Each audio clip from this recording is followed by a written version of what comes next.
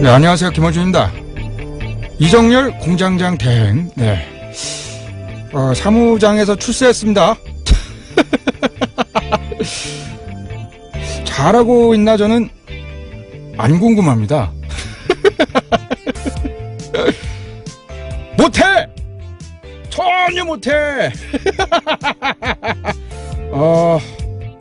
무슨 꿀보이스 깔끔하다 뭐 이런 말도 있는데 들어보니까 전혀 걱정이 안 됩니다. 예. 제가 어디 갔냐 궁금해하신 분들 궁금하지 마시고요. 저는 잘했습니다. 새해 뵙겠습니다.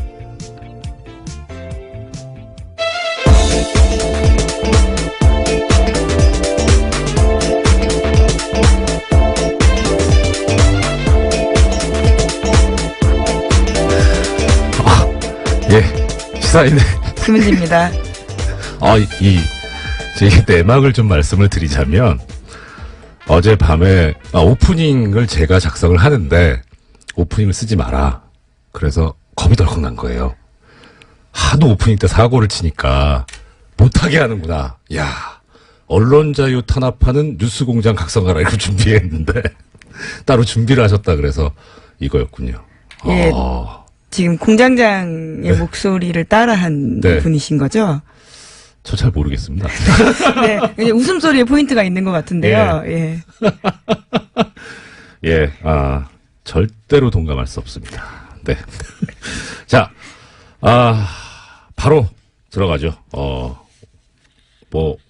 이게 굵직굵직한 소식들이 지난밤에 이제 많이 나와서 오늘 저도 또 말씀드릴 부분들이 있어서, 네.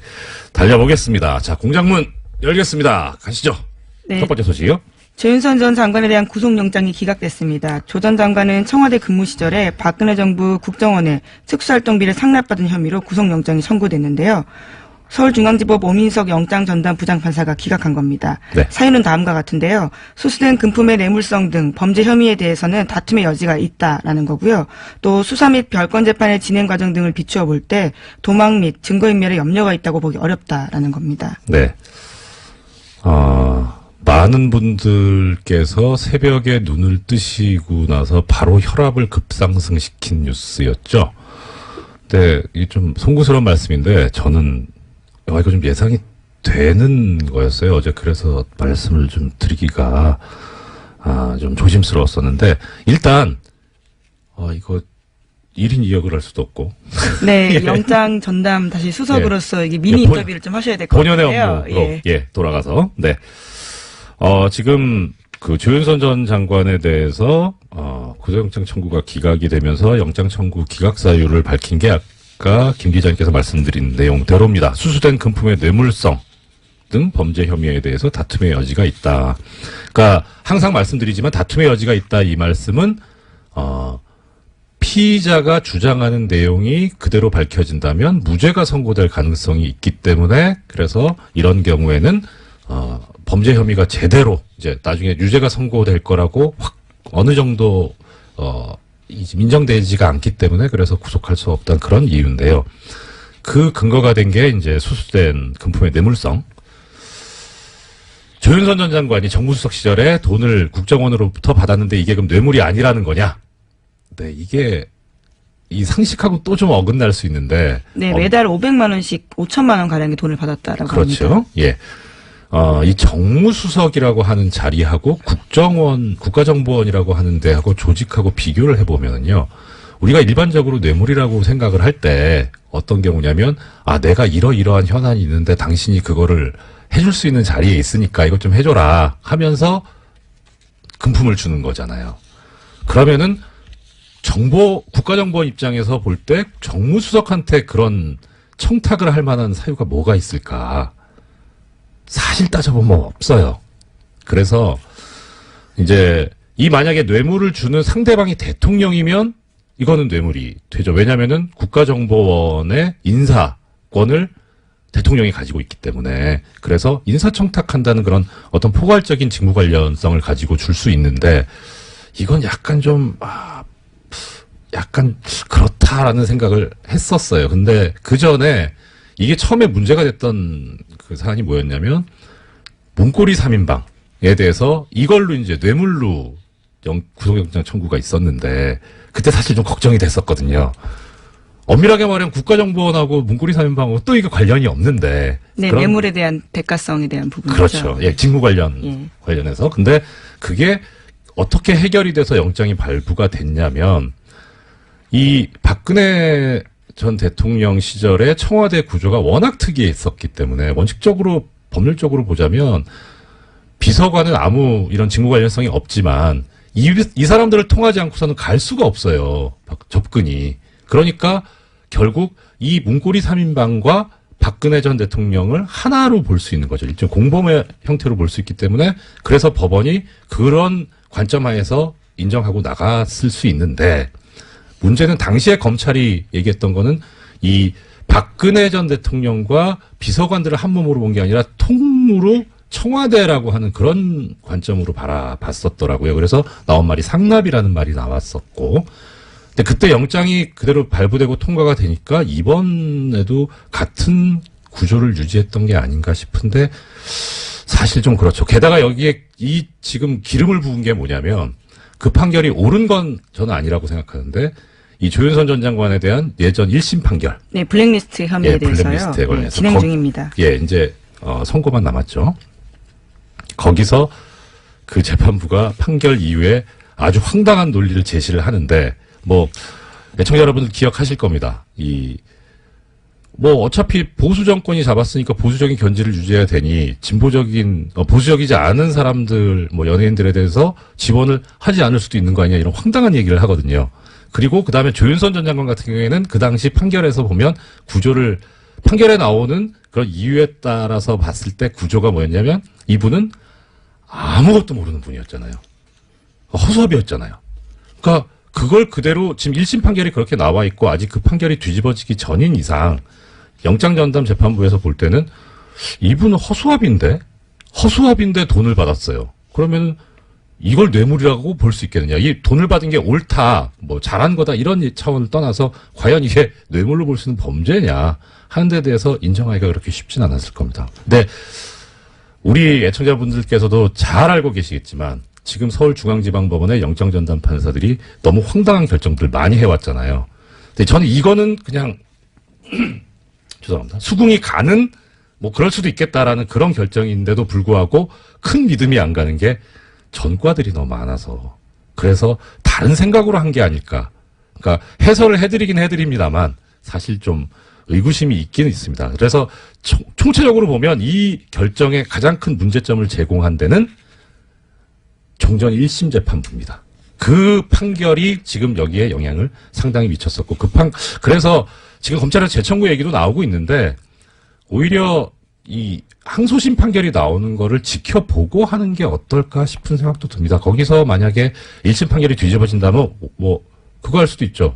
거기서 다시 법정 구속이 될 수도 있고 하니까 여기에 그렇게 좀 더 집중하는 게 과연 필요한지 약간 의문이 들고요. 또 하나는 검찰의 수사계획이 뭐였는지는 저로선 정확히는 알 수는 없는데 사실 정무수석이 돈을 받았고 이게 뇌물이라면 비서실장, 그다음 대통령 여기까지도 당연히 연결이 돼야 되는데 이걸 향후에 수사하려고 한 건지 아니면은 거기는 혐의점이 발견이 안 돼서 지금 조윤선 전 장관까지만 얘기를 한 건지 그거는 잘 모르겠어요. 그런데 이 돈을 주게 된 이유와 관련해서 금품을 제공한 그 쪽에 이야기가 있었다고요.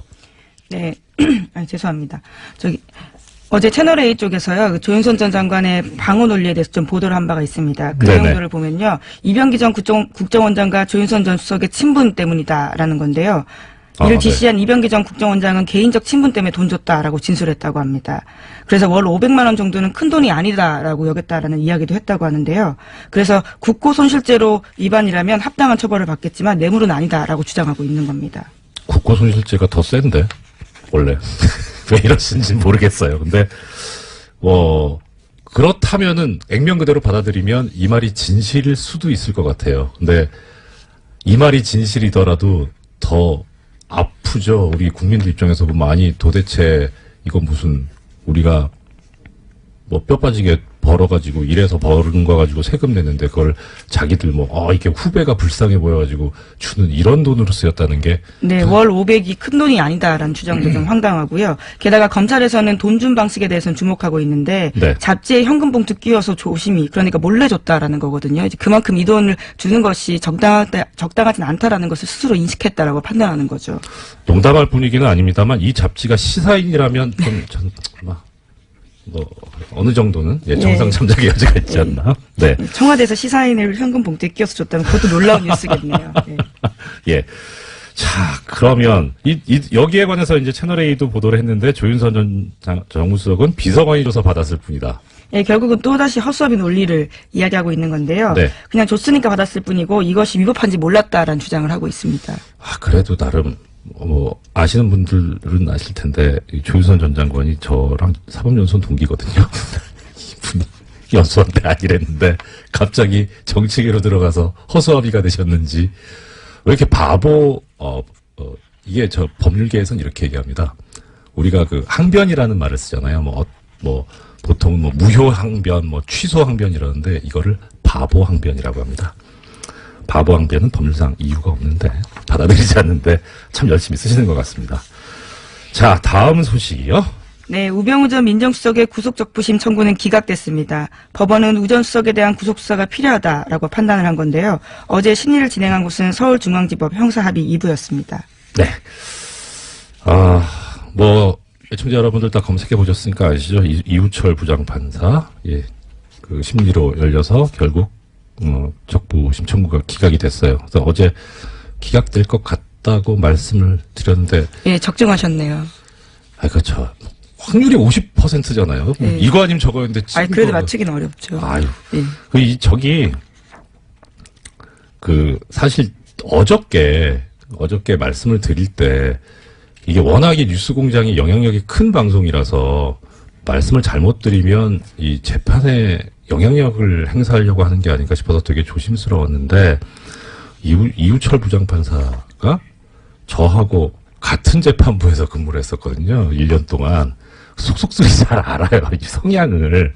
그래서 하나 걱정스러웠던 거는 그러니까 진짜 정말 정의롭다까지라고 평가는 못하겠지만 또 존경하고 믿고 따르는 선배인데 이분이 그 성향을 보면은 그동안에 오염되지만 않았다면 그러면 당연히 성향상 이런 자신의 권력을 사적인데 동원하고 이용하는 거에 대해서 하는 게 그걸 못 참는 분이거든요. 그런데 그러니까 소위 말하는 정말 정통 보수적인 그런 분이어가지고 근데 늦게까지 안 나와서 오염되셨나? 이거 퇴근 전에 6시 전에 분명히 나올 줄 알았는데 그건 좀 걱정을 했었어요. 근데 역시 기대를 벗어나지 않는. 네. 근데 또 한편으로 이제 이건 어떤 개인적인 거 말고 구조적인 걸 말씀드리자면 이게 원래 구속적 부심의 본래 모습이에요. 지금 영장을 발부했던 권순호 부장판사가 사법연수원 26기거든요. 그 다음에 이우철 부장판사가 사법연수원 25기입니다. 그러니까 물론 그렇게 선배라고 치면 선배일 수는 있는데 이렇게 같은 급의 지방법원 부장판사들이 한 결정에 대해서는 서로 존중을 하고 그래서 영장 발부 이후에 나온 사정만 가지고 이게 석방할 어떤 이유가 합당하냐 아니냐 그렇게 심사해 왔는데 이걸 무너뜨린 게 예전에 김관진 전 장관 때 신광열 부장판사였죠. 그러니까 그때 다들 이거 이러다가 어떻게 하려고 그렇게 하나는 그런 비판이 나왔던 거고요. 네, 그 관련해서 뉴스가 어제 또 네. 나왔습니다. 그러니까 김관진 전 국방장관 같은 경우에는 군사이버사령부가 댓글을 통해서 선거에 개입한 혐의로 구속된 바가 있는데요. 네. 범죄 성립 여부가 불투명하다라는 이유로 적부심에서 풀려났습니다. 그런데 어제 국방부가 비밀예자 문서를 보면요. 김 전 장관에게 불리한 내용들이 들어있습니다. 총선을 앞두고 당시 여당을 지원하려고 한 뚜렷한 정황이 있다라는 건데요. 그렇기 때문에 이 적부심이 적절했나라는 논란이 일고 있습니다. 네. 이 부분에서 제가 하나만 더 말씀을 드리자면 여기는 또 법규가 애매모호하게 돼 있어요. 그러니까 그때 시간이 모자라서 말씀 못 드렸는데 김관진 전 장관 같은 경우에 가장 이제 받았던 혐의 중에 가장 중한 부분이 군형법 위반이었거든요. 정치에 관여하면 안 된다. 군인은. 근데 이분은 군인이 아니잖아요. 현재는 민간인이죠. 민간인이죠. 그러니까 원래 군형법 적용 대상이 아닌데 그런데 그럼 왜 군형법을 적용을 하느냐? 군인과 함께 범죄를 저질렀기 때문에. 그래서 군형법을 적용을 해가지고 구속영장을 청구를 해서 그게 발부가 됐는데 문제는 그거예요.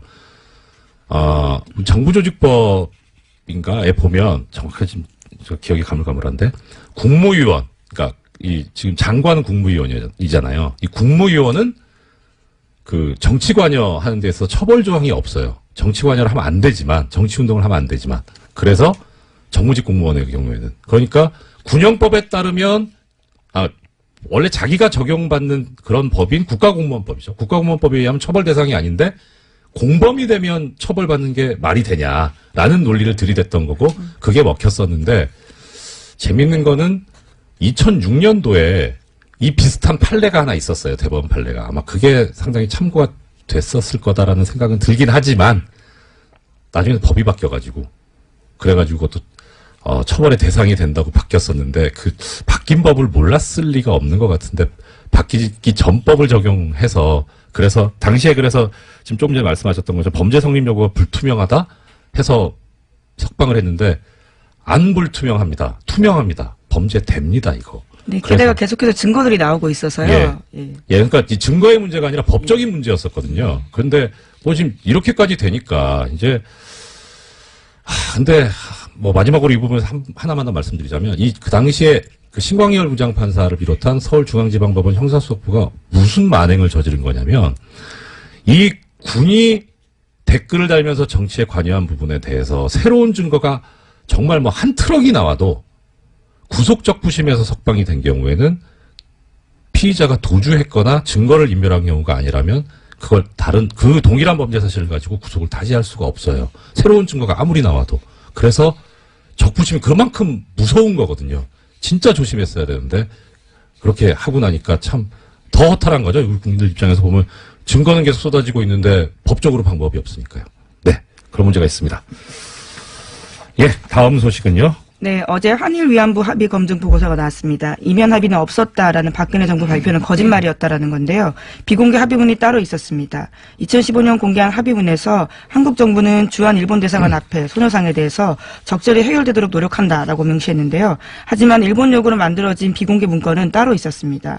여기에서 어떻게 이전할 것인지 구체적으로 한국 정부 계획 묻고 싶다라고 하니까요. 한국 정부에서는 적절히 해결되도록 노력한다라는 내용을 넣었습니다. 뿐만 아니라 제3국에서 소녀상이나 기린비 설치하는 것이 적절하지 않다라는 일본 쪽의 이야기에 대해서도요. 노력하겠다라는 답을 했습니다. 네. 일단 이 문제에 관해서는 잠시 후에 우리 정대협의 윤미향 대표님 모시고 말씀을 들을 예정이어서 거기서 자세히 나오겠습니다만은 그냥 어떻게 보세요? 저는 이 위안부 피해자 이 관련 합의, 한일 합의를 보면서, 그러니까 법률적으로 보면, 첫째는 장관들이 했잖아요. 그러면 국가를 대표해서 이제 양국에서 나왔단 말입니다. 합의를 했어요. 그러면 합의를 했으면 약속을 했다는 거 아닙니까? 국가 간의 합의는 서로 지켜야죠. 국제법상. 근데 국제법상 이런 합의를 우리는 뭐라고 부르냐면 조약이라고 부르잖아요. 국가 간의 합의를 한 거. 근데 지금 정확하게 그 조약이 기억은 안 나는데 조약으로서 성립이 되려면 원칙적으로 문서가 있어야 되거든요. 문서가 없어요. 그래서 이게 과연 조약이냐.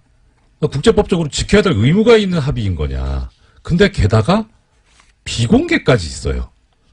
조약은 문서로 하는 거니까 공개되는 게 원칙인데 비공개 합의라면 이건 더더욱 지킬 필요가 없는 거 아니냐 하는 생각이 들었고 또 하나는 왜 이런 합의를 하느냐. 내용도 보면 이 TF에서 발표할 때 나왔지만 너무 일방적이었다라는 거잖아요. 왜 이렇게 굴욕적으로 일방적으로 퍼줬나 일본에. 예. 그러면 뭔가 다른 걸 얻은 거 아니냐 하는 그런 의심이 들어요. 뭘 얻었을까? 이것도 한번 밝혀서 조사해서 밝혀봐 주셨으면 좋겠고요. 총체적으로 저는 이런 생각이 듭니다. 이거 역적질입니다. 대한민국은 민주공화국인데 대한민국의 국민인 위안부 피해자 할머니들의 의사를 전혀 고려하지 않고 그분들의 인권에 반해서 나라를 팔아먹은 것과 같지 않냐. 저는 그렇게 생각합니다. 네, 어제 나온 내용들을 보면요. 박근혜 전 대통령이 연내 타결을 압박하면서 결과적으로 우리 정부가 끌려다니는 모습들을 만들게 됐다라는 겁니다. 네. 그 관련해서 그런 얘기가 있던데요. 뭐 이거 저기 외교 관계상 그 하면 안 되지 않냐, 저기 공개를, 그런 얘기가 있던데 그건 또 어떻습니까? 네, 그와 관련해서 어제 윤병세 전 장관 같은 경우에는요, 네. 그런 주장들을 했습니다. 피해 할머니들이 고령이고 합의가 시급했기 때문에 관련된 사업들을 수용했다라는 이야기도 하고 있고요. 네. 예. 하지만 어제 또 불가역적 관련된 표현에 대해서도 나온 부분들이 있는데, 네. 원래 굉장히 문제가 된 표현이지 않습니까? 그렇죠. 우리 쪽 요구와는 굉장히 다르게 쓰였다라고 하는데요. 일본 정부에 의해서 이 불가역적 표현이 오히려 일본에 유리하게 쓰였다라고 합니다. 예. 뭐 무슨 생각으로 시작한 건지 모르겠는데 이렇게 뭐 이용을 당했든 강하게 협력을 했든 간에 이거는 민족 반역적인 그런 책임을 면할 수가 없다. 저는 그런 생각입니다. 벌써 시간이 이렇게 됐네요. 지금까지 시사인의 김은지였습니다. 감사합니다. 네, 고맙습니다. 바로 이어서 조금 전에 저 말씀드렸던 정대협 대표님 모시기 전에 이 시간에 항상 고정으로 나오시는 우리 리얼미터의 권순정 조사분석실장님 모시고 한 해를 마무리하는 이 여론조사 내용에 대해서 이야기 들어보겠습니다. 어서 오십시오. 반갑습니다. 안녕하십니까. 네, 오랜만이네요. 어떻게 여기서 뵀는지. 우리 앞으로 맨정신에만 항상 보는 거. 자, 항상 전해주시는 내용, 우리 주 초중반에 우리 대통령, 그리고 정당의 여론조사 집계 결과 어떻습니까? 네, 이번에는 대통령하고 정당은 좀 짧게 넘어가고요. 네. 또 TBS 의뢰로 2,000명 조사를 특별 조사를 했어요. 네. 그걸 조금 더 길게 소개해드리겠습니다. 그 부분을 제가 더 길게 소개해 드릴게요. 네. 리얼미터에서 연말을 맞이해가지고 우리 청취자님들을 위해서, 평소보다 더 돈을 많이 들여가지고, 자세하게 조사를 하셨다. 예. 네. 먼저 대통령 지지율을 말씀드리면요. 네. 지난주 주간 집계 대비 2.2%포인트 하락해서 네. 67.7%입니다. 부정평가는 0.6%포인트 상승해서 25.7%입니다. 네. 지난주 금요일 날 일간이 71.7%였는데요. 우리 성탄 연휴로 해서 월요일까지 쉬었잖아요. 그래서 그렇죠. 26일 날 첫 조사했는데 26일 날 70.3%로 빠졌습니다. 네. 그리고 어제 27 수요일에 67.7%로 다시 빠졌습니다. 네네. 무슨 일이 있었는지 좀 봤더니 예. 제천에 직접 방문을 하시지 않았습니까? 예. 그 이후로 조금 많이 올랐어요. 네. 근데 며칠 지나는 동안에 언론이라든지 야권에서 제천 화재 참사에 대해서 정부 책임론을 상당히 길게 들고 나왔습니다. 이런 부분들이 있었고요.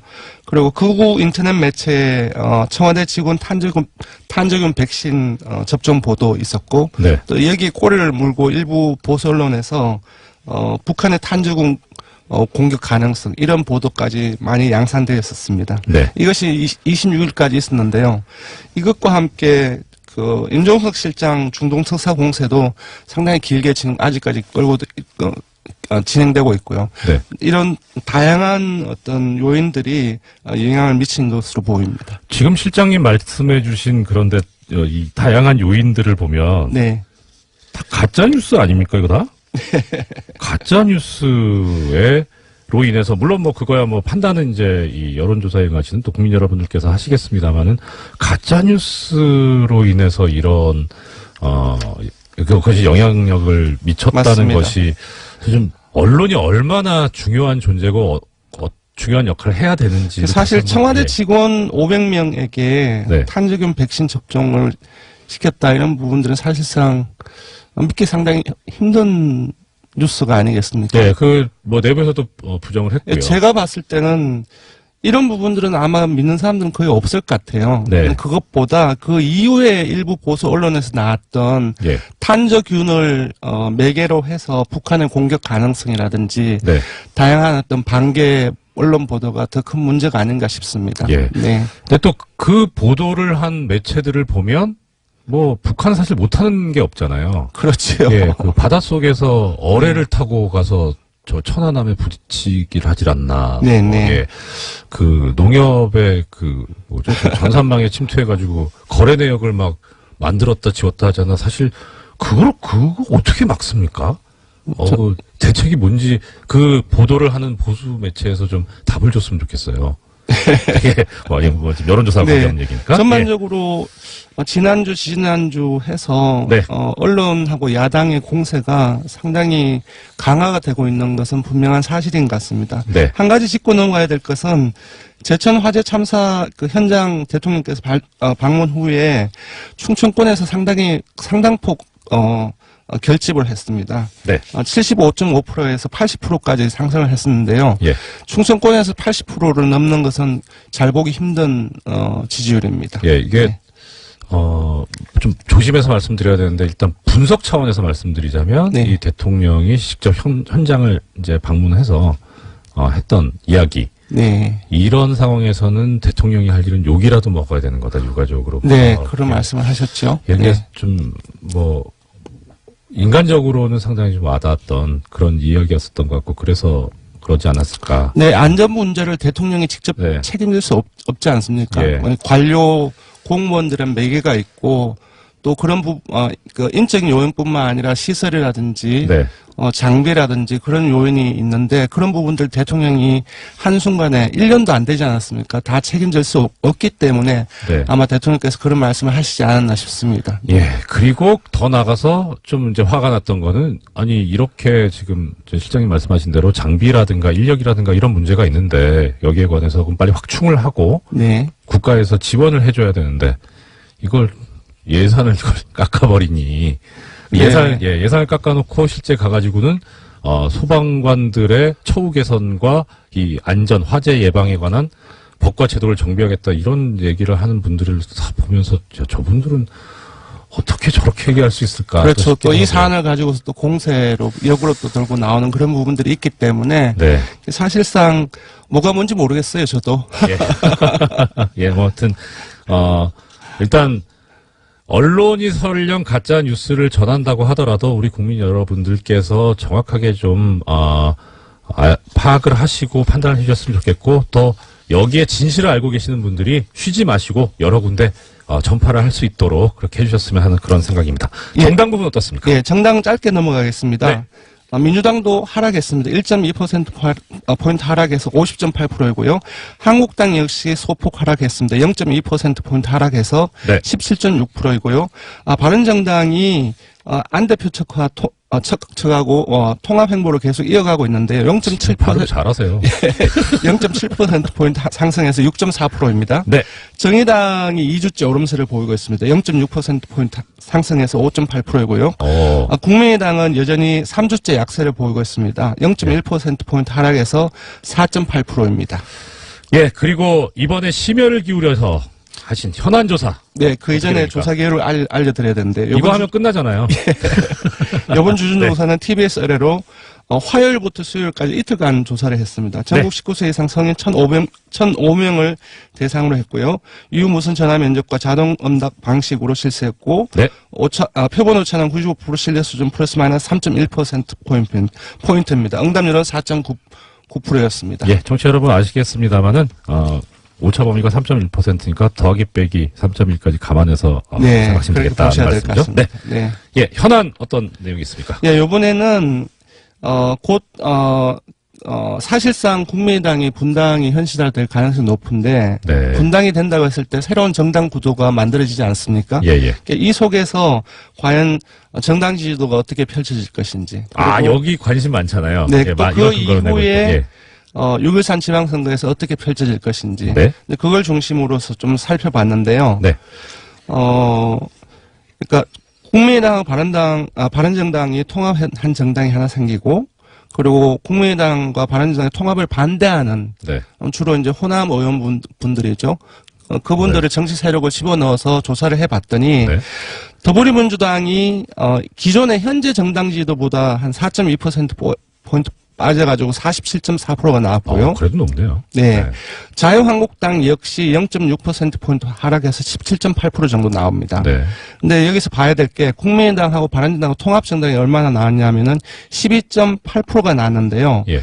이것은 통합하기 이전에 국민의당 6.8%, 바른정당 5.6%하고 합친 12.4%보다 0.4%포인트 높은 겁니다. 그러니까 사실상 통합의 효과는 상당히 미미하다라고 봐야 될 것 같습니다. 시너지가 지금 상당히 통합하자는 통합파의 근거인데. 네네. 예, 실제 조사상으로는 그렇게 많이 나오진 않는다. 네. 예. 여기서 한 발 더 들어가면 네.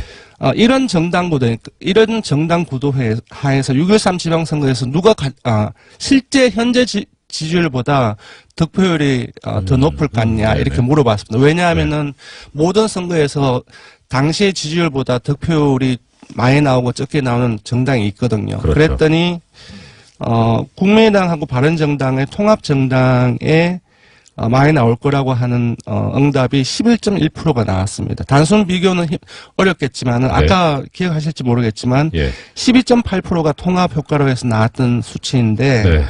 더 많은 득표를 올릴 것이라고 한 응답이 11.1%가 나왔습니다. 줄어든 것이죠. 줄어든 거죠. 예. 네. 거참.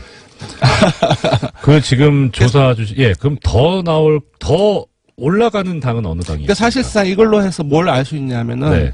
지금 현재 국민들 이 초반기에 쇼텀의 어떤 그 양당의 통합 효과하고 이후에 지방선까지 이어질 어떤 그 시너지 효과를 에 대한 전망을 이제 보는 것인데요. 네. 그것이 사실상 긍정적이지 않다라고 해석해야 될 것 같습니다. 예. 그럼 이 부분에 있다가 나오실 박지원 대표께 여쭤봐야 되겠네요.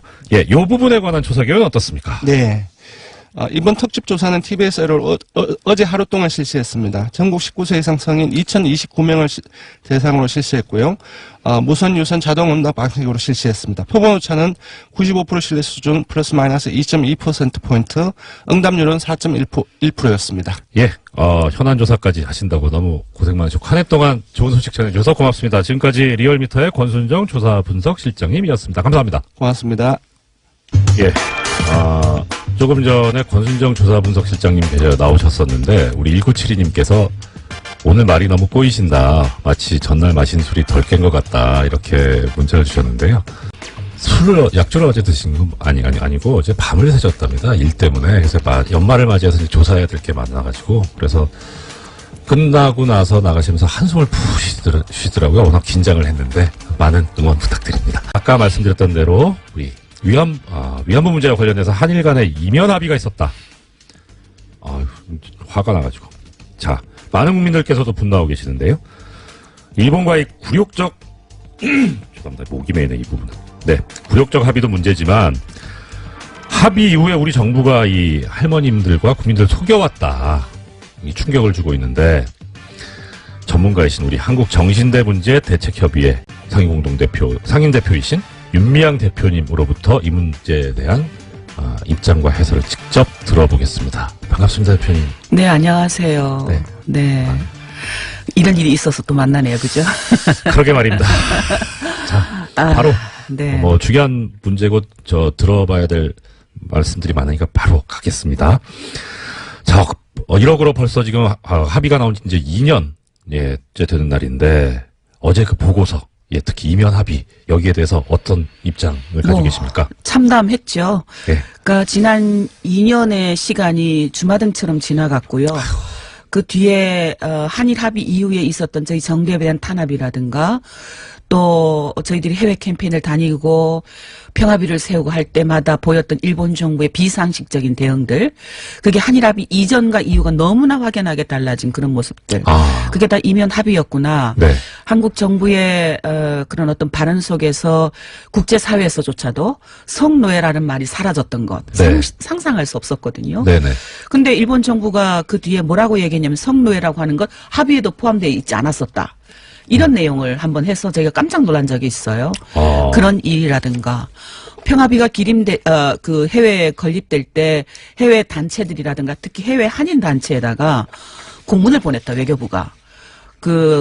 해외에서 소녀상을 세우는 일에 해외 한인 단체들은 관여하지 말라라든가. 어느 나라 정부입니까? 그러니까요. 그런 여러 가지 일들이 있었어요. 저희들이 비상식적으로 느껴질 만큼 그런 일들을 보면서 분명히 뭔가가 있다. 그래서 한국 정부에게 이면 합의가 있지 않느냐라고 했을 때 뭐라고 얘기냐면 그런 거 없다. 그러면서 저희들에게 오히려 질책했거든요. 너희들 왜 그러냐는 식으로. 근데 결국은 이렇게 증거로 드러나고 보니까 눈물도 나고 참담하고, 야, 이게 진짜 우리가 어떤 대한민국에서 살았던 건가. 우리도 이런데 피해자들은 얼마나 고통스러웠을까. 사실은 저희 김복동 할머니가 지금 계속 자리에서 못 일어나고 있는데 좌절과 억울함 때문에 그렇습니다. 그 문서에 그 이변합의에 보면 이제 뭐 정대협 얘기도 나와 있습니다. 시민단체가 불만을 제기할 경우에 한국 정부가 설득하기로 했다. 네. 그건 정말 어떠셨어요 기분이? 부끄럽기도 했고요. 아 예. 제가 이런 나라에 산다라는 게 예. 아니 한 나라의 NGO의 활동에 대해서 예. 그거를 다른 나라 정부에다가 그것도 관계국에다가 네. 같은 문제를 가지고 있는 관계 상대국에다가 우리나라 NGO를 설득하겠다. 그 얘기는 설득해서 듣지 않으면 탄압하겠다는 얘기로 들리는 거죠. 그렇죠. 그 뒤에 일어났던 여러 가지 일들이 일본 정부는 얼마나 웃고 있었겠어요. 그러니까요. 그러니까 자기네들 일본 정부 입장에서 봤을 때도 제가 그 얼마 전에 일본 오사카를 갔을 때 공항에서 약 30분 동안 조사를 당하고 그런 적이 있었는데 예. 너무나 당연한 거죠. 니네 나라도 그러는데. 니네가 약속했잖아요. 그렇죠. 그런 예. 거죠. 그러니까 그런 일들이 이면 합의 속에서 정대협이 그만한 단체였나 봐요. 저희 실무자가 5명, 6명, 저 대표 포함해서 6명이 올인해서 정말 이 일을 하고 있는데 할머니들 찾아가고 나라를 찾아다니고 유엔을 찾아다니고 이런 일들을 하고 있는데 이게 이 나라가 NGO를 지원하고 뭐 할지는 못할 망정. 예, 대표님 근데 정대협이 중요한 단체인 건 맞습니다. 예, 그거는 인정하셔야 됩니다. 네. 예. 자, 그리고 또 많은 국민들께서 분노하고 있는 부분일 겁니다. 불가역적 해결이라고 하는 그 부분. 근데 원래 우리 쪽에서는 뒤쪽에 피수식어가 다른 불가역적 사죄. 그러니까 니네들 딱 죄송합니다. 용서 구하고 반성하고 다시는 뭐 옛날에 뭐 이랬니 저랬니 왈가왈부 하지 말고 딱 깔끔하게 사과해라 그런 표현으로 쓰자고 한 건데 불가역적 해결로 바뀌어버렸습니다. 어떠셨어요? 그것도 정말 폭력적이죠, 그죠? 폭력적이죠. 그러니까 저희들이 일본 정부에게 요구했던 것은 뭐였냐면은 사죄를 하되 네. 늘 그 사람들이 했던 거는 총리 개인으로서 사과한다라든가 사죄다 아니에요. 오詫비, 사과. 예. excuse me 하는 것처럼 예. 실례합니다, 예. 미안합니다 하는 거죠. 예. 그러니까 사과하고 그 다음에 또 그런 일이 없었다. 왜냐하면 개인적으로 한 것이기 때문에 네네. 그런 일을 저희가 20년이 넘게 계속 겪었기 때문에 네. 번복할 수 없는 방식으로 사과를 하라, 사죄를 예. 하라. 그게 예. 내각 결의 방식이든 국회 결의 방식이든 그것을 요구해 왔어요. 그렇죠. 그랬더니 사죄가 번복할 수 없는 방식이 아니라 예. 피해자들의 요구도 다 맞아 있지 않은 뭐 이게 애매모호한 반성에 뭐 도대체 예. 저 내용이 뭐지 하는 그런 애매모호한 본질에다가 불가역적인 해결이다라는 표현을 담은 것. 근데 무엇보다도 저희가 이해가 안 가는 것은 왜 한국 정부는 네. 원래 처음에 제기할 때는 번복할 수 없는 불가역적 사죄를 요구했다가 일본 정부가 거꾸로 불가역적 해결을 요구하고 예. 사죄 앞에는 불가역적이 빠지거든요. 네네네. 그러니까 그것을 받아들일 수밖에 없었을까? 오, 얼마나 무능했길래. 그러니까 왜 그런 걸로 혹시 생각하고 저희가 아직 모르겠어요. 뭐 그래도 계속 이쪽에 일을 해오셨으니까 뭔가 일련의 정부의 어떤 행동이나 이런 걸 보면 뭐 이렇게 좀 짐작가는 거 그냥 없어요? 단지 저희들이 지금 추측하는 것은 저는 네. 맥락으로 미국의 압력이 가장 컸고 네. 왜냐하면 박근혜 정부가 자초한 거였죠. 예. 위안부 문제에 대해서 피해자와 국민이 납득할 수준의 어떤 해결을 갖고 오지 않으면 나는 아베와 정상회담을 하지 않겠다. 아베 그러니까 정권에 대해서 박근혜 네. 정권이 가장 처음에 던졌던 예. 그 아주 피해자들은 전혀 예. 원하지 않았던 예. 올인한 거죠, 말하자면. 예. 예. 외교, 경제 모든 문제를 외교를 위안부 문제와 예. 그러니까 그렇게 해놓고 보니까 미국의 입장에서 봤을 때는 한미일 군사 어떤 협력을 통해서 미국이 갖고 있는 아시아 태평양 전략을 제대로 수행해 나가야 되는데 이 둘이 만나지 네. 않겠다라고 하니까 답답한 거죠. 싸우자는 거냐? 그런 이런 거죠. 느낌이죠. 그러니까 이제 관계 개선을 요구를 했고 결국은 자국의 나라도 아닌데 네. 남의 나라가 미국이라는 나라가 한국과 일본의 역사 문제, 그것도 인권 문제에 개입하게 하는 그런 동기를 박근혜 정권이 부여한 거죠. 빠져나갈 수 없는. 실제 그렇게 하려고 했는지 의사는 모르겠지만 일단 액면상으로는 너무 강하게 나가놓으니까 오히려 그것이 역으로 퇴로를 막아버린 상황. 그런 거죠. 예. 정말 위험한 길을 걸었던 거죠. 저는 그 말이 처음 나왔을 때 정말 그럴까라는 생각까지 했었는데 그때는 어떠셨어요? 저희들은 그때 왜냐하면 합의가 딱 발표되고 나서 그 전에 있었던 여러 가지 의심되는 일들이 네. 쭈르륵 줄기가 엮여지기 시작했어요. 근데 지금도 마찬가지로 줄기가 엮어지는데 예. 합의가 그러니까 2015년을 들어서기 전까지는 한일 국장급 협의를 진행을 하면서 그때는 피해자들하고 설명도 하고요. 네. 피해자들이 8.15 관련해서 서한을 전달하러 가면 국장이 직접 나와서 할머니들에게 지금 진행을 하고 있는데 네. 우리는 할머니들이 요구하는 것처럼 번복할 수 없는 방식의 사죄라든가 법적 책임 인정이라든가 이런 걸 요구하고 있는데 일본이 전혀 반응을 하지 않고 있다라는 얘기를 들었어요. 네. 근데 2015년 이번에 이제 드러난 거죠. 고위급 회담으로 갈 즈음 네네. 그때 이미 불가역적이라는 걸 결정을 하는 거잖아요. 그 전부터는 모든 것이 비밀로 저희들이 아무리 얘기를 해도 외교부는 모르고 있었어요. 그러니까 이번에 보니까 외교부가 결국은 허수아비였구나. 예. 진짜 몰랐구나. 예. 모든 것이 청와대와 안기부 국정원이 이것을 기획하고 준비하고 있었구나 하는 것이 드러난 거죠. 그러니까 보면 외교부는 우리 피해자 할머니들에 대한 립서비스 담당. 그런 거죠. 예. 네. 아니 국가기관이 이렇게 한 거에 대해서 이제 와서 그렇게 드러났고 보셨는데 이거 어떤 책임을 물어야 한다. 어느 정도 책임져야 된다. 어떤 생각이세요? 그 허수아비 역할을 하면서 외교 장관의 역할을 했던 윤병세 장관 지금 그만두셨지만 네네. 저는 사직이 그러니까 뭐라고 그러죠? 이 자리가 그러니까 끝나는 게 아니라 네네. 네. 명확한 책임을 물어서 예. 추궁해야 된다고 봅니다. 네. 왜 그렇게 방치했는지 예.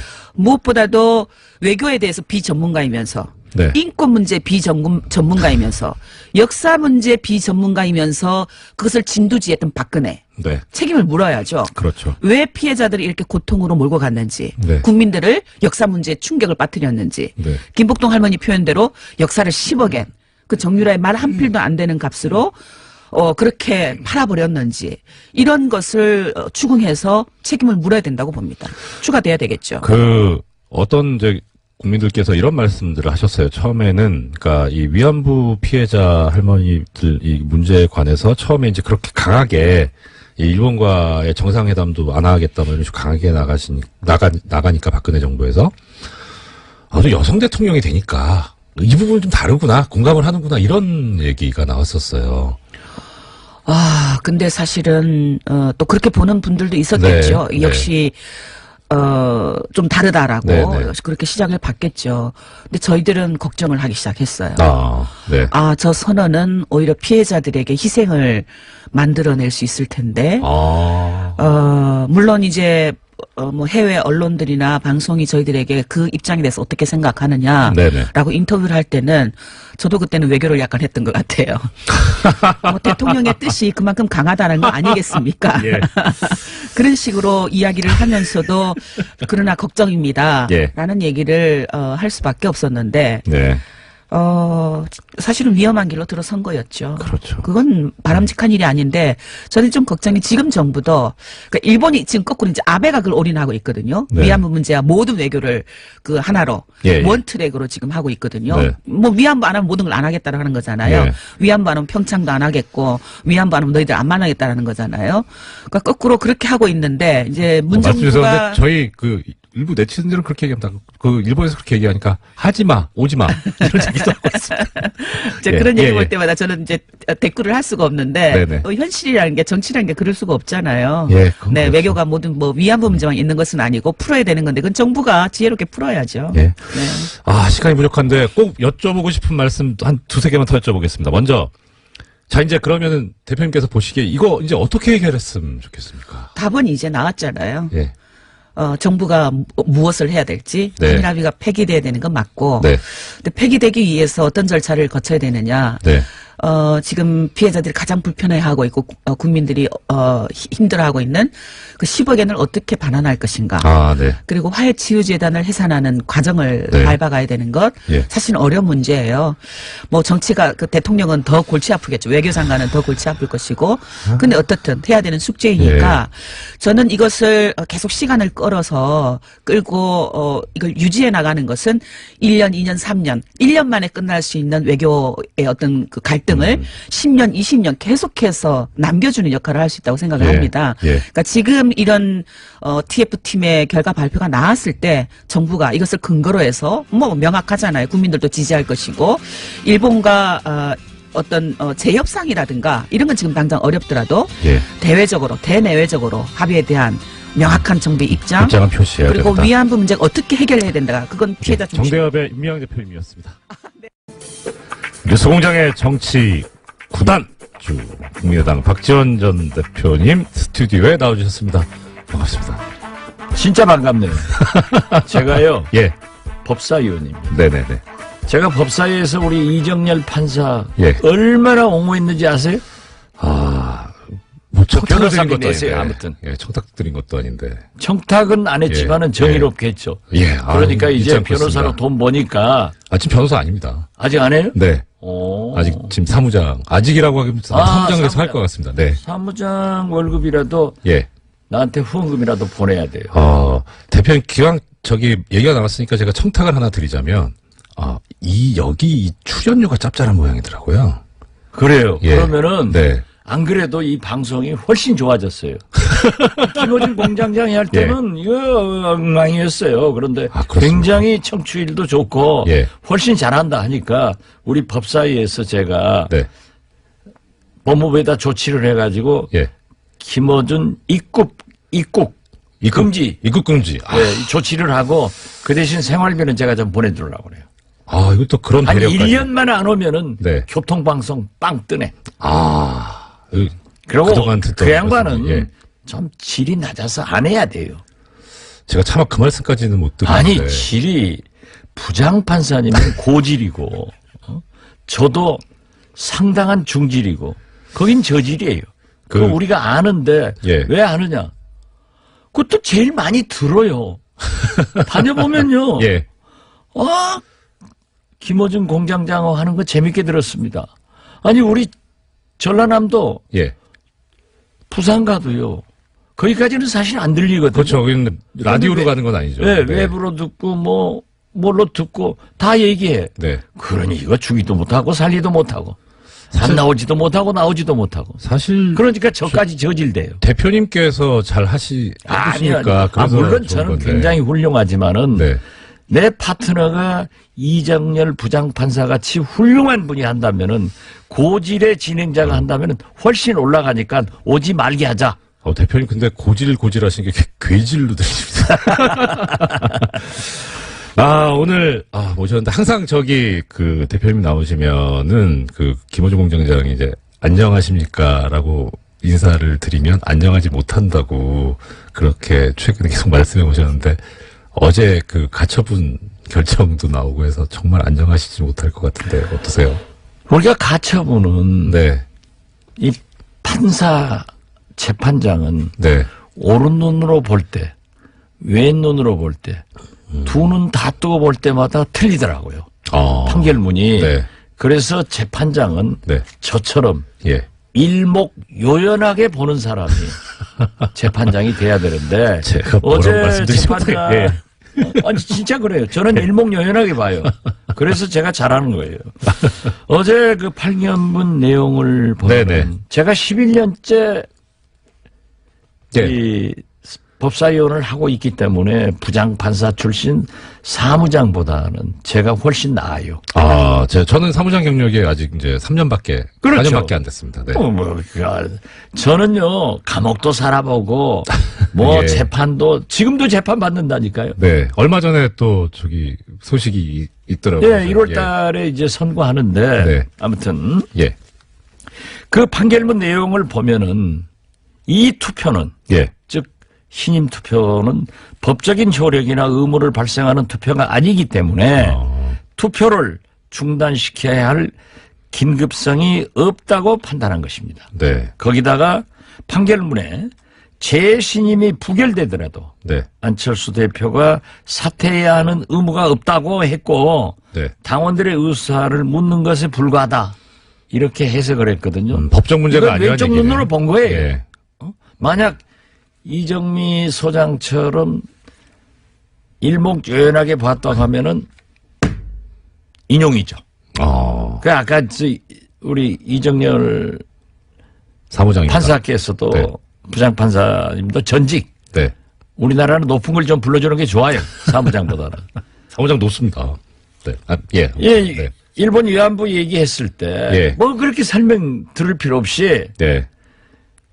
위안부 협상은 파기한다. 네. 이렇게 판결문을 하듯 딱 때려버려야지. 무슨 얘기를 들어요.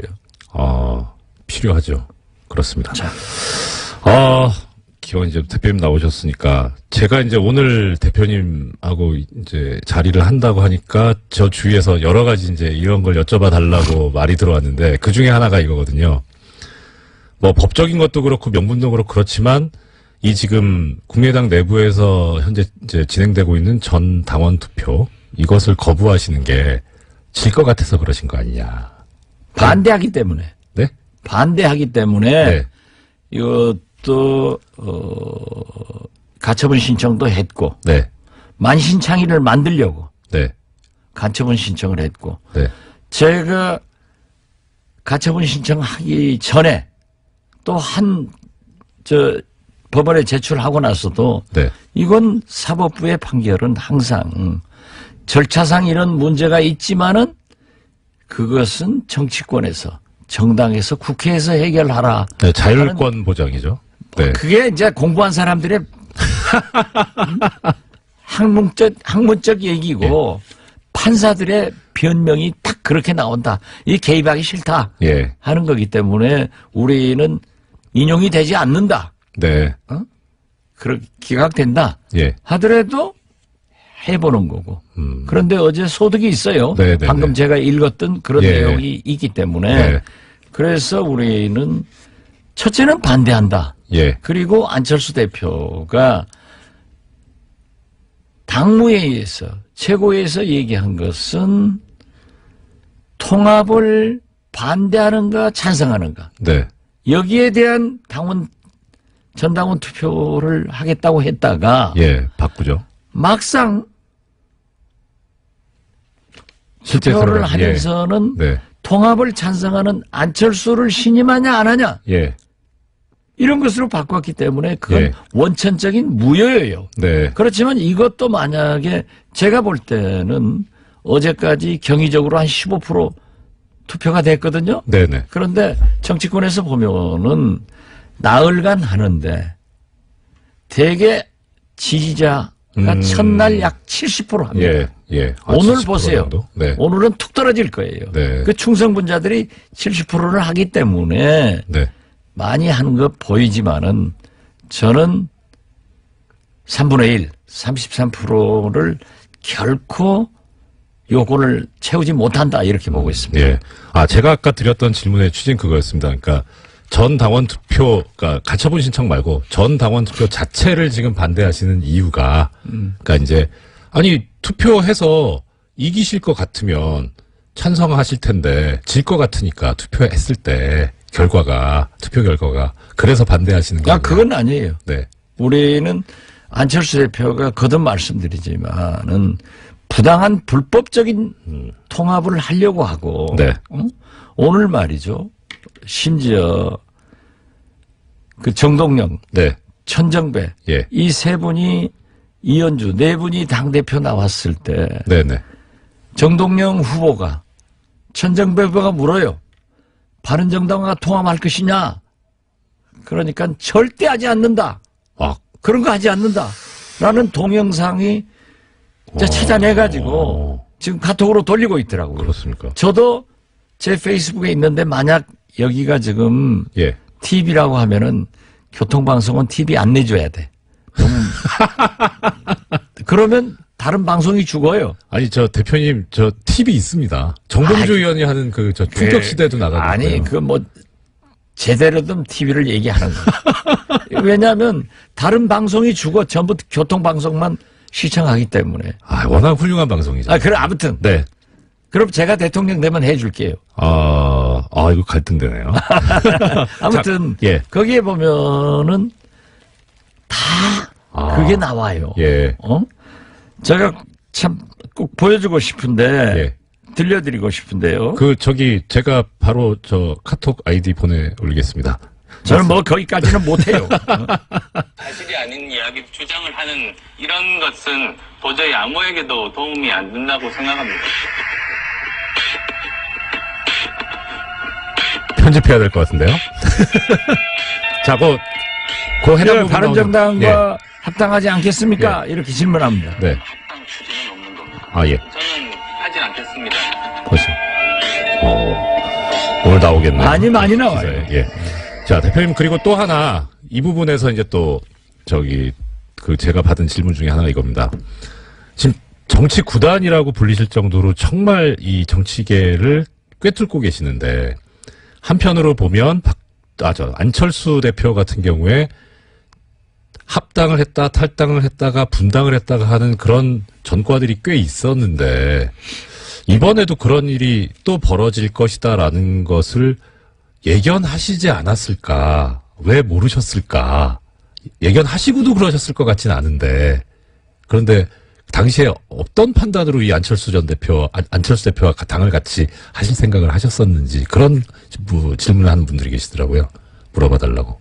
모르셨어요? 이런 일이 또 벌어질 거다. 원숭이도 나무에 떨어져요. 아니, 김어준 공장장 입국 금지 처분을 만들어질 정도로 이 능력 있으신 분께서 스스로를 원숭이로 비유하시면 어떻게 합니까? 그렇잖아요. 예. 사람은 누구나 오판할 수 있고. 아, 네. 그렇지만은 누구를 속인 사람이 나빠요. 아, 속임을 당한 사람이 나빠요. 그렇지만 그렇죠. 같은 사항을 예. 2번 속임을 당하면 네. 속임 당한 사람이 바보고 잘못이에요. 지금 첫 번째 시다 대표님께서는 그런 제가 말씀이시죠? 꼭 그렇게 답변해야. 우리 이정열 부사가 김어준 공장장한테 가면 많이 됐네. 아니요, 저희 이제 거기 답지 마세요. 스타일이 정확한 답변을 받아서 조서에 올려놔야 그래가지고 판결문 쓸 때 참고를 할 수 있게끔. 지금 사무장이 무슨 건방지. 그러면 지금 이제 어떻든 아까 투표는 진행이 되고 있고 오늘부터는 이제 떨어질 거라고 하셨는데 안철수 대표나 이 통합파 쪽에서는 고무적인 일이다. 생각보다 더 많이 나왔다라고 얘기를 하고 있습니다. 자기들은 그렇게 홍보 고무적인 것으로 보이고 네. 또 우리는 거부를 하고 있기 때문에 반대를 하고 있기 때문에 예. 첫날은 그렇게 많은 거다. 예. 이렇게 얘기를 하죠. 아, 네. 그걸 감안해서 들으세요. 아. 정치인 말은 네. 정치인은 말은 좀 감안할 필요가 있고 정치인은 유리한 것만 얘기하는 거예요.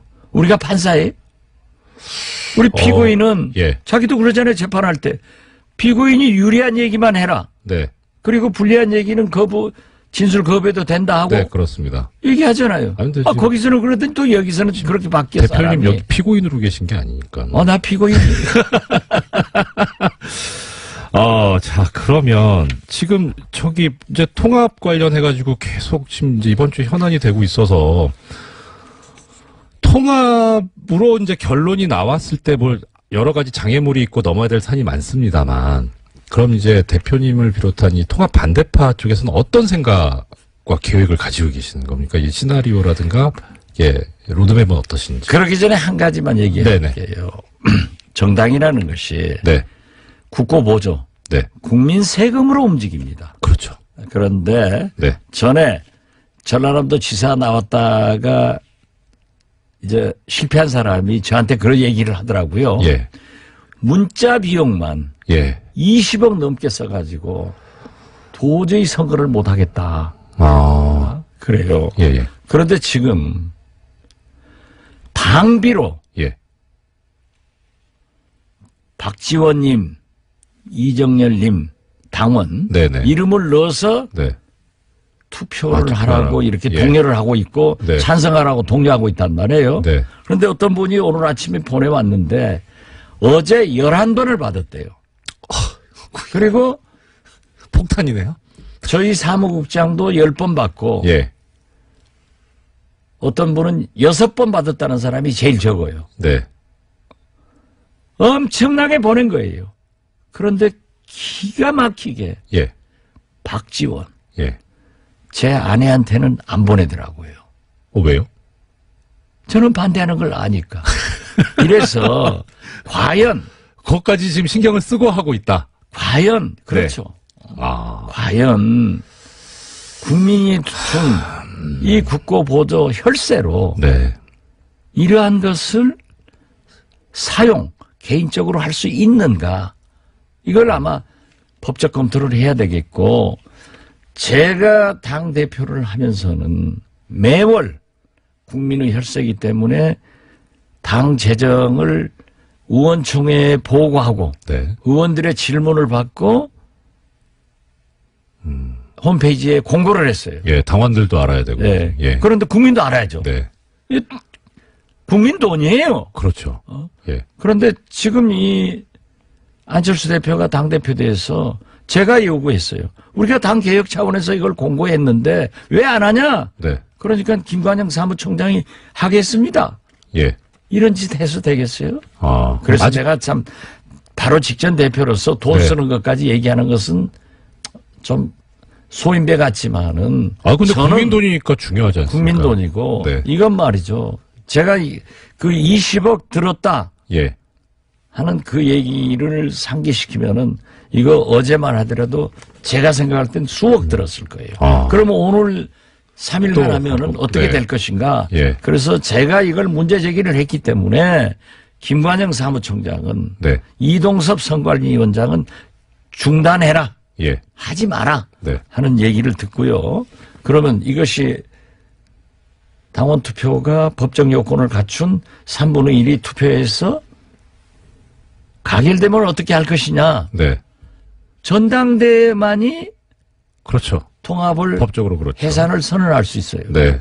아니 부장판사 출신이 법적으로 해야지 그럼 어떻게 해요? 그렇죠. 예. 그러니까 사무장밖에 못해. 그러니까 지금 그 안철수 대표 측 통합파 쪽에서는 이런 법적인 요건을 피해가기 위해서 전당원 투표라는 걸 끌어들인 거 아니냐. 그것은 네. 거듭 말씀드리지만 안철수 신임 투표예요.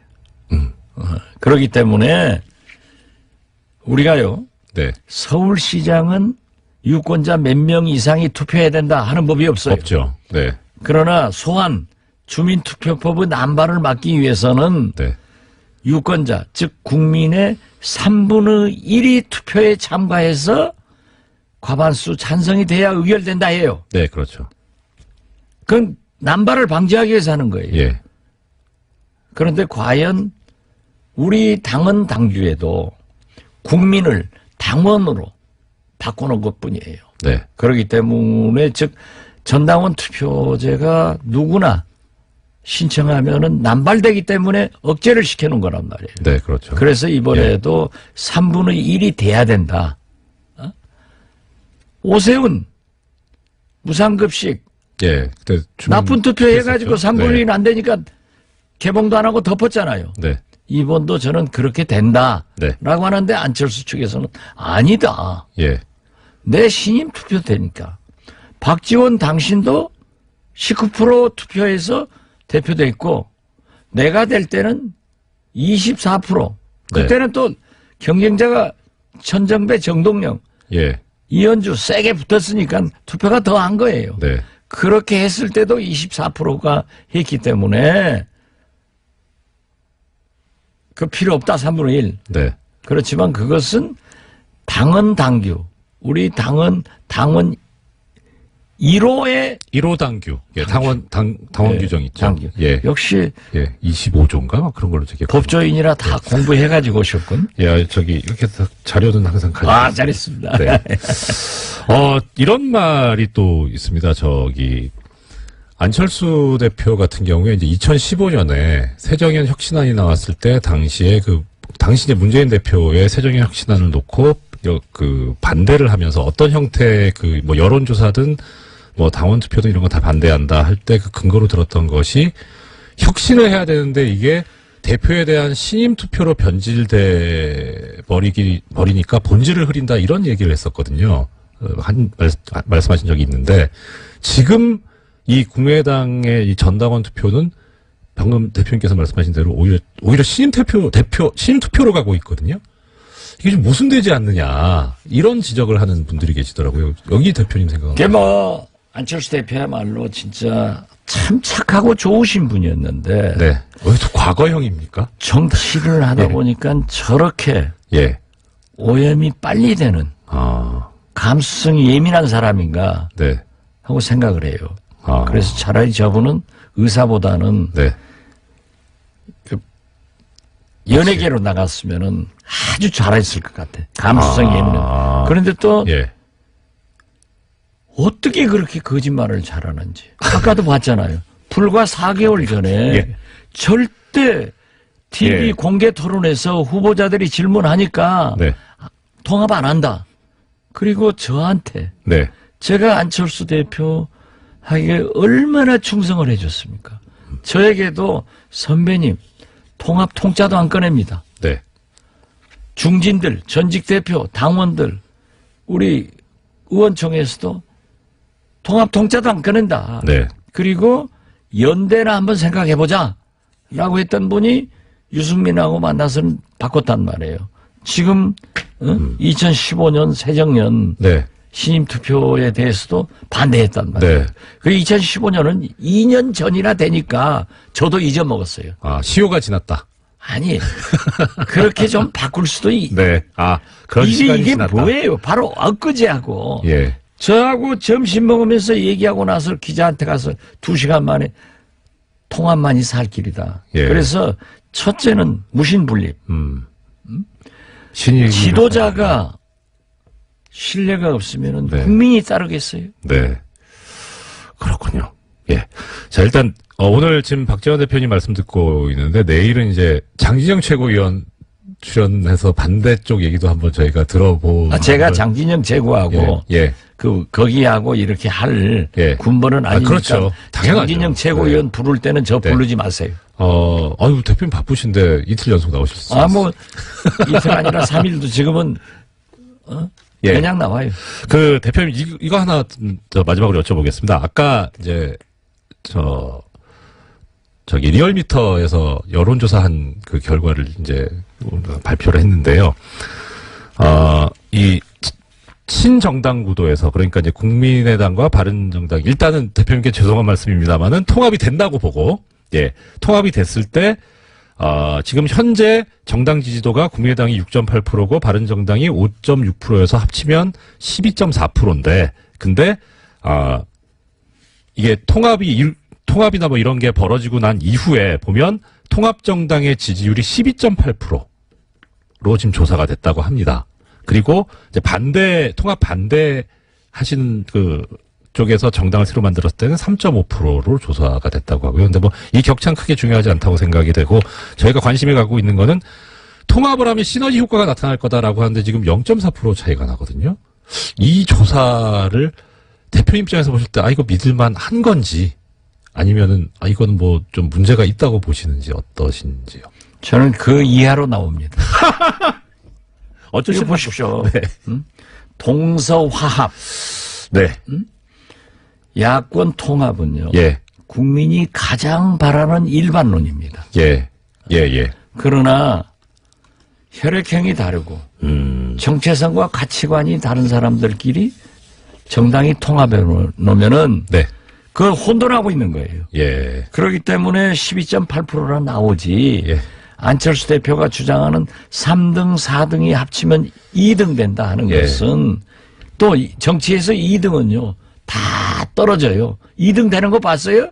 원래 우리 선거구제가 2등이 용납이 안 되는 거잖아요. 2등, 4등까지 되는 기초위원은 몇 명 될 예. 거예요. 거긴데. 그러나 네. 17개 광역단체에서 싸그리 낙선하면은 국민의당이 신당이 통합당이 승리했다고 하겠어요? 그렇기 때문에 저는 12.8%는 네. 국민의 막연한 네. 동서화합 그리고 야권 통합을 해서 좀 정부 여당을 견제해라 네. 하는 희망사항이 포함되어 있고 우리 반대가 신당을 창당했을 때 우리 반대 세력을 3.5%로 하는 것은 네. 어째서 너희들은 또 분열했냐? 그런 징벌적 요 사항이 여기에 포함됐기 때문에 저는 그렇게 됐다. 네. 이렇게 보지. 그러나 이 흐름이 네네. 중요한 거예요. 예. 그래서 분열하지 말고 분열의 안철수 네. 당신 그 초심으로 그 새 정치로 돌아와 주세요. 하고 노래 한번 부르고 싶습니다. 예, 여론조사 결과에 대해서도 이렇게 탁월하게 분석을 해주신 우리 국민의당 박지원 전 대표님 모시고 말씀 들어봤습니다. 오늘 말씀 그런데요. 예, 내일 장진영 최고위원이 나온다고 하니까 한 말씀 네. 하는데 네.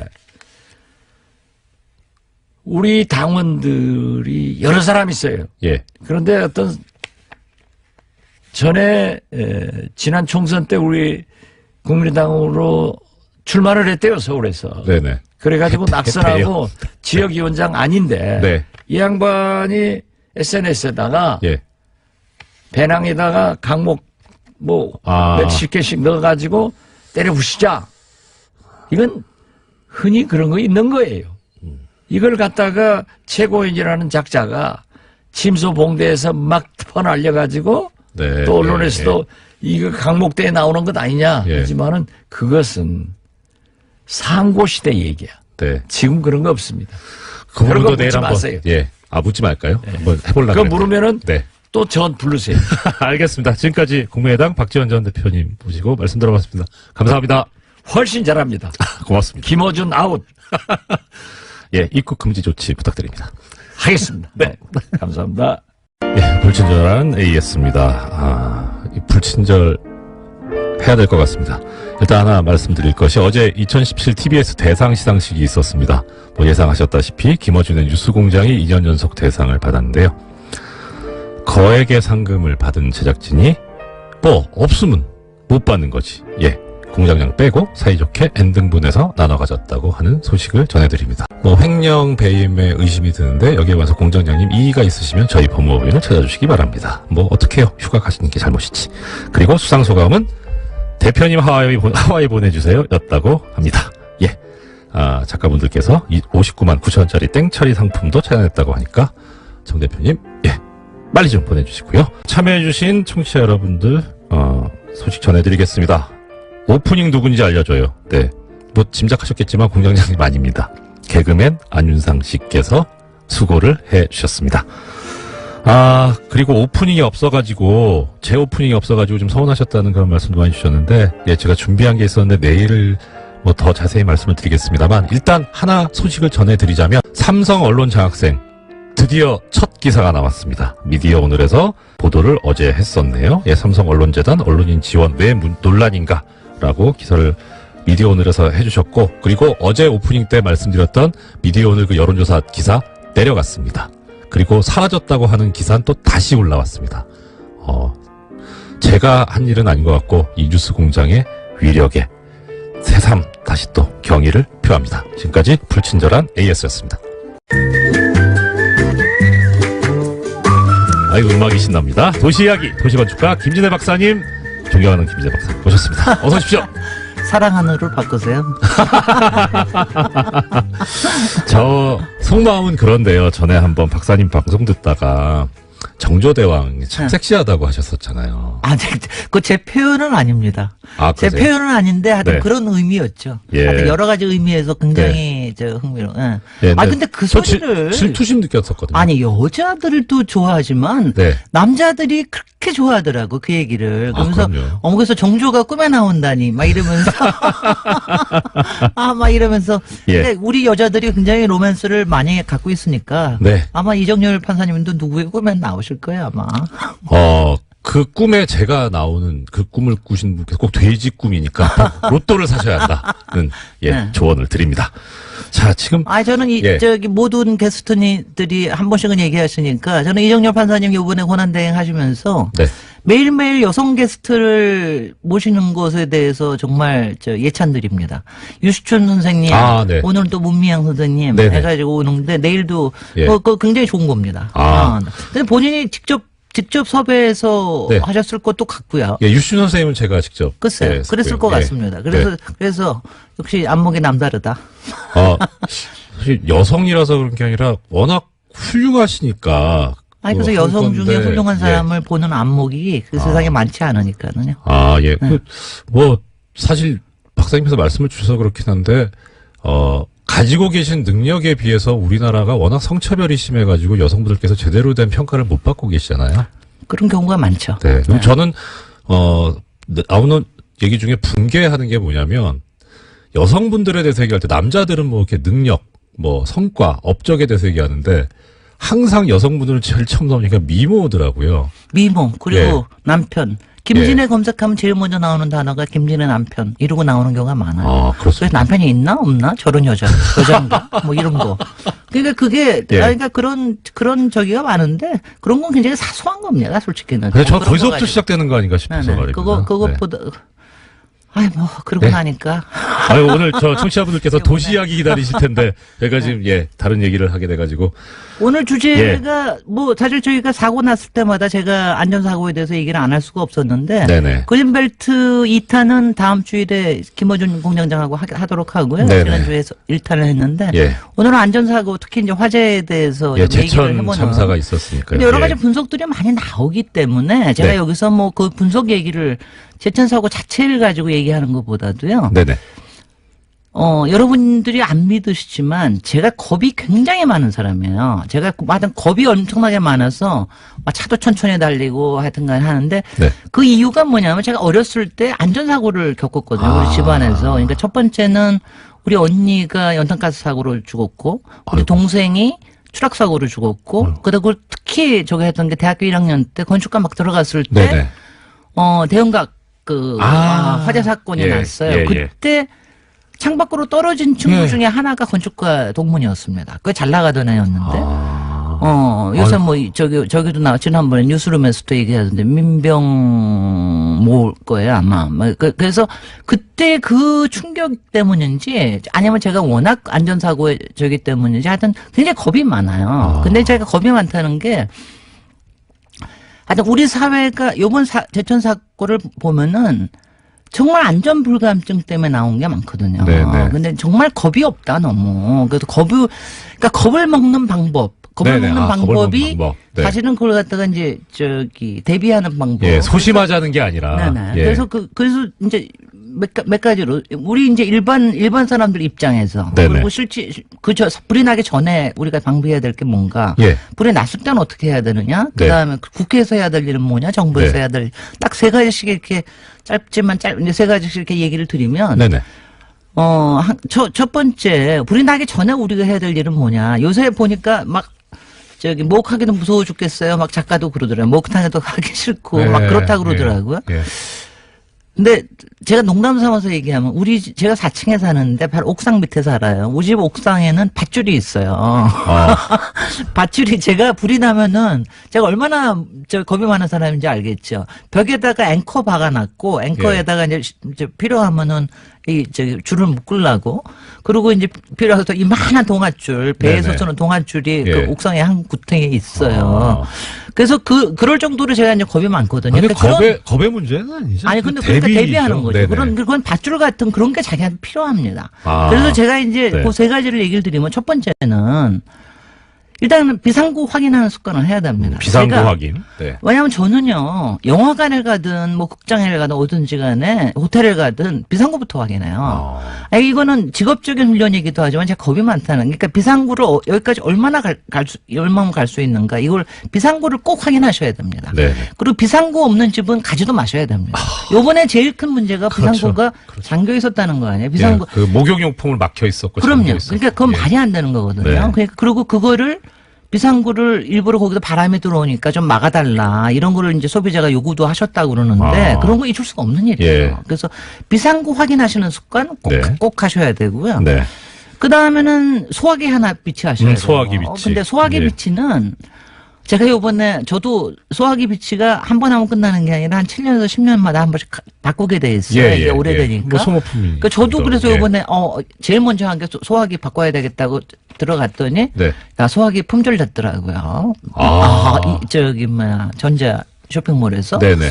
그래서 많이들 소화기를 사시는 네. 모양이다. 가정용이 많이 됐더라고요. 예. 그래서 이게 다행이네요. 네. 그래서 이거 소화기 하나는 꼭 비치해 놓으셔야 되고요. 예. 그래서 그거는 눈에 잘 띄는 데다 해놔야 됩니다. 눈에 요새는 잘 띄는 디자인들. 곳에. 예. 그러니까 어디든 업소에든 가면은 다 있긴 여기도 있다. 저 구석에 있네요. 네. 저 예. 구석에 3.3kg짜리 있네요. 예. 근데 그거 잘 쓰실도 못하고 그러는데 눈에 잘 띄는 데다가 놔야 됩니다. 예, 눈에 잘 띄고 언제든지 뭐 사고가 발생했을 때 사용 가능할 수 있도록 손이 또 그리고 저 곳에. 소화기가 아주 또 유용한 게 좀 무겁기도 하기 때문에 왜 요번에 통유리 못 깨가지고 난리쳤잖아요. 예, 근데 예. 그것도 저 모퉁이로 깨면 예. 그럼 깨지거든요. 저게 꽤 무겁기 때문에. 예. 여러 가지 지하철 사고 뭐 이런 것 때문에 이제 망칩 쓰는 법이라든가 많이들 알았는데, 네네. 이제는 저기에 대해서도, 그러니까 일반 시민들이 그걸 다 갖고 있어야 돼요. 그래서 그렇고. 저 소화기를 노래방 가서 마이크로만, 대용으로만 사용해봤었는데. 그거 위험하겠네, 한번 사진 좀 올려주세요. 잘못하다가 그거 예. 밸브를 뽑으시면 확 하고 나갈 수가 있으니까. 예, 그래서 분사되는 곳을 마이크처럼 쓰니까 얼굴에 분사될 수 있는 위험하거든요. 근데 절대로 그 하면 안 소화기가요, 예. 가끔씩은 흔들어줘야 돼요. 그 안에 이게 분말로 되어 있기 때문에. 그러니까 네. 그 용도는 좋았겠네요. 네. 흔들어주시는 거를. 예, 또, 그렇네. 예. 그 다음에 세 번째는, 세 번째, 이게 네. 중요한데, 바깥으로 나갈 수 있는 데를 어느 한 군데는 꼭 마련하셔야 됩니다. 제가 이 얘기를 왜 하냐면은요, 바깥이라는 게 요새 왜 아파트야 발코니들 다 막잖아요. 제가 이것 때문에 저는 솔직히 항상 속을 끓입니다. 예. 저거 제가 원해서 더군다나 이게 2년 전부터인가는 불법이 아니게 됐어요. 그러니까 네네. 다 안으로 하는데 예. 이게 굉장히 문제거든요. 그러니까 바깥이 있으면 발코니 조그만 거 하나라도 있으면 네. 사람들이 그쪽에 대피할 수도 있고 필요하면 거기 가서 사다리 타고 내려갈 수도 있고 네네. 이 바깥이 그리고 불길도 잘 안 올라붙습니다. 그래서 제가 아파트에 계시는 분들은 제가 옥상으로 뛰어나가는 걸 고민하듯이 네네. 그러니까 이게 요새는 이제 좀 크니까 몇 개가 방 앞에 발코니들이 여러 개가 예, 있잖아요. 그렇습니다. 그 중에 하나는 제발 좀 막지 마시라. 하나 정도는 그걸로 나가서 피할 수 있게. 그렇구나. 이게 좀 다른 말씀인데 요새는 이제 공동주택이 많이 금연 건물화 돼가지고. 네. 근데 원래 안방 앞에 발코니나 이 베란다가 흡연자들한테는 흡연실. 근데 그거는 흡연하는 거는요. 흡연이라는 게 바로 연기가 바로 위로 예. 올라가기 때문에 그게 이렇게 썩 바람직한 건 아니에요. 근데 네. 한 군데로 쭉 열려 있으면요. 필요하면은 밧줄을 타고 바로 밑으로 내려가거나 위로 올라갈 수도 있거든요. 그러니까 그런 소통이 된다는 게 굉장히 중요한 거예요. 아래 윗집이나 옆집하고도 그런 거에 대해서 그런 거를 좀 얘기해 놓으면 굉장히 좋아요. 네. 그러니까 예전에는 발코니가 있어서 그런 걱정이 훨씬 덜했습니다. 그래서 요거 세 가지, 그러니까 굉장히 많습니다. 예. 예방에 대해서 굉장히 여러 가지가 많은데, 네. 요 세 가지. 예. 내장구 확인, 예. 소화기 비치, 네. 그 다음에 바깥 외부에 들어가는 공간을 하나 예. 꼭 마련해 놓으시라. 요거 네. 세 가지. 이거는 사실 박사님께서 겁이 많다라고 하셔서 그렇게 전제를 하셨지만 겁의 문제가 아니고 지금 9992님도 말씀 주셨어요. 말씀하신 모든 게 이게 다 상식이다. 네, 상식인데 습관이 돼야 돼요. 네. 습관이 되는 게 굉장히 중요합니다. 습관이 되는 게 너무 중요합니다. 예. 그 말씀 죄송한데요. 이동규님께서 이런 문자 주셨습니다. 뉴스공장에 여자 게스트가 안 나오는 건 성차별 때문이 아니다. 공장장과 같은 스튜디오에 있는 게 여자로서 쉬운 일이냐. 이런 말씀 주셨습니다. 어떻게 생각하세요? 그래서 별로 남자로 안 보이던데? 큰일 났다. 털보로만 보이던데? 네. 자, 그럼 이제 지금 이런 어떤 세 가지, 우리 해야 될, 말씀 주셨는데, 이제 이건 우리가 일반적으로 상식으로 가져야 되는 그런 문제고. 그 다음에 이제 실제로 불이 났을 때. 네, 그렇습니다. 예. 요번에도 나타난 거. 왜냐하면 요번에가 제가 정말 화가 나는 게. 네. 요새 시설들이요. 요번에 보십시오. 스프링클러 다 있지 않았습니까? 네네네. 비상구도 다 있었잖아요. 예. 소방벨도 있었잖아요. 네. 다 있었는데 작동을 안 한 거 아닙니까? 말이 안 되는 거 아니에요. 스프링클러는 한 것 같기도 한 보도가 있긴 했는데 제대로 안 터졌죠. 예. 아니, 356개가 다 있었는데 네. 밑에 급수전을 막아놨다는 막았죠. 거예요. 예. 왜냐하면 예. 누수가 있기 때문에. 그러니까 이런 게 아무 소용이 없다는 건데 네. 일단은 일단 불이 났을 때는 맨 처음에 하는 거 일단 도망가는 거예요. 처음에는 어제 불하고 맞서 싸우겠습니까? 아니요. 처음에는 이제 도망가죠. 저 소화기가 네. 기껏해서 나오면은 15초 나옵니다. 10초에서 15초밖에 안 나옵니다. 저게 하는 게 아니에요. 예. 그러니까 10초에서 15초면 나 그때 불이 안 꺼지면 도망가야 됩니다. 도망가는데 네. 왜냐면 이게 도망간다는 걸 사람들이 왜냐면 생각을 잘 못해요. 내가 이건 별 문제가 없겠지 이런 생각을 하시는데 도망가야 됩니다. 네. 그리고 도망을 이제 어디로 가느냐 하는데 하나는 처음에 도망가실 때 이번에도 제가 불에 타 죽는 경우가 많지 않은 건 아시죠? 그렇죠. 예. 먼저 유독가스를 맞고 질식해서 정신이 혼미한 상태에서 타 죽는 거거든요. 네. 그러니까 도망가실 때 하는 게 물수건. 예. 물수건하고 네. 물수건 그러니까 수건이 아니라도 어떤 옷도 상관없어요. 네. 하면 물수건을 입에다 대고 나가는 게 있어야 됩니다. 네. 요번에도 스프링클러가 터졌으면 그게 이제 굉장히 연기가 가라앉았을 거예요. 근데 나갈 때는 요 같은 게 특히 애들은 그리고 온몸에다 물 뿌리면 더 좋습니다. 야, 말씀 더 들어야 되는데 한 해 동안 고생을 많이. 아니. 네. 요거 하고. 아유, 동서.